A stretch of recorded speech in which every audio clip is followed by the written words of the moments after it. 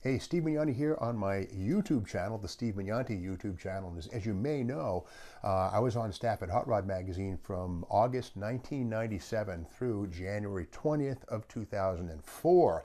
I was tech editor at Hot Rod, and I was part of 77 issues of Hot Rod Magazine. And I've also been a collector my whole life, so I like to call this little segment Mags on Mags, me about old magazines. And as a collector, I've come across a lot of cool stuff. This is the August 1955 issue of Hot Rod Magazine. But as we can see right here, a fellow named Gary Cagle, right there, was the subscriber to Hot Rod, and he had this magazine in his collection back in 1955 when it was new. Now, who was Gary Cagle? Well, he's passed away. I believe 1994 he passed away, but this is Speed Mechanics 1963 with a feature on Gary Cagle's Newhouse Special fuel dragster. Now, Gary Cagle was well known in the early 60s. He was the first guy to take a fuel dragster over 180 miles per hour, displacing Big Daddy Don Garlits, who ran 176. So for many years, Gary Cagle was a player. In fact, here's an article here, Gary Cagle Speaks Out. And he was kind of, he was about telling it like it was. And here's the full feature on his car, the Newhouse Special, powered by a supercharged Chrysler Hemi.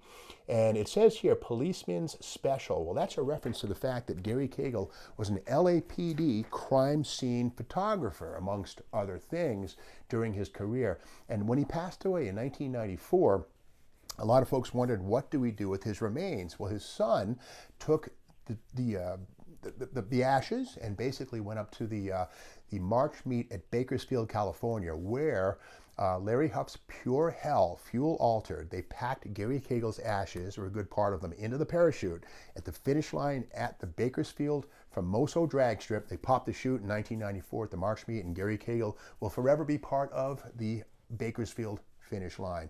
A fitting end for a hero. And again, this magazine here was in his collection. Now, he started racing in 1958 professionally, and this is a 1955 magazine, this issue of Hot Rod. I like to think that this magazine, this issue of Hot Rod, might have fanned the flames and helped Gary Cagle to become more serious, getting away from the policeman's photography routine and getting more into the professional drag racing. Now, going further, Hot Rod magazine has been around since 1948, and Gray Baskerville was on staff for many, many years. Well, this is an issue of Hot Rod, the swimsuit edition, which is kind of interesting. Of course, that was kind of a thing for a good long years, April 1995. But more importantly, we look right here, and this was once the property of Mark Furman, who, of course, is, well, the controversial LA police detective who was part of the O.J. Simpson murder trial. And Gray Baskerville was part of the Hot Rod magazine staff. He was the senior editor for many years. And this here is an autograph. It says, "To Gray, thanks for the support, Mark Furman." So there's this thing right here. So again, an unusual and interesting fact here that, magazines are far more than what's in them. Sometimes the people who own them can be fascinating and of interest.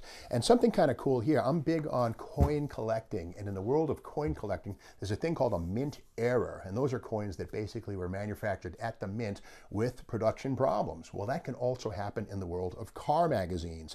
For instance, this is the October 2003 issue of Hot Rod. Looks pretty normal, right? Well, here's one that I found on the newsstand at the Ontario airport. And look at this one, it's blurry. It's actually out of register. Compare them. Here's the one that's an error, and here's the normal one right here. And that tells us that, car magazines can have errors. And in fact, Amy Diamond, who was the managing editor at Hot Rod Magazine, said, "Steve, that's not something we're proud of. That's a problem." I says, "Amy, that's cool. That's a collector's item." So that's how I see things. And going back a little bit more, Car Life magazine, December of 1965. Here's that issue, a nice crisp edition right here. And I bought this in a collection of magazines a few years ago. And I love the Ford 7-liter 428 Galaxy, right? But when I'm looking through this thing, I notice it has two centerfolds. Now, okay, we go to the center page. Here it is right here. Is a Pontiac GTO. Of course, a great ad. This is the Walk Softly ad, this one here in my left hand. But if we open up the magazine, we'll see there are two of these ads. Oops, here we go. Right here, 1, 2. And the centerfold also happens twice. So this is a weird example of a double centerfolded magazine. You can see right there that the pages are kind of weird. 2 centerfolds. So this, the center pages, somehow the binding machine was screwed up and the centerfold was put into this thing twice. And again, we can see this. Here's half of it right there.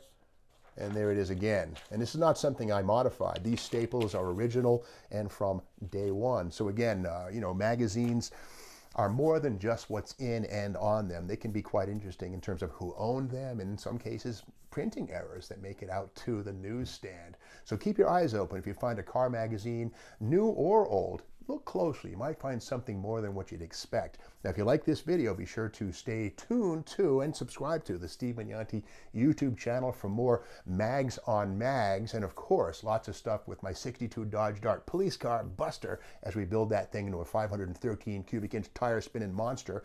And yes, lots more model car stuff and of course, junkyard crawling. Stick around.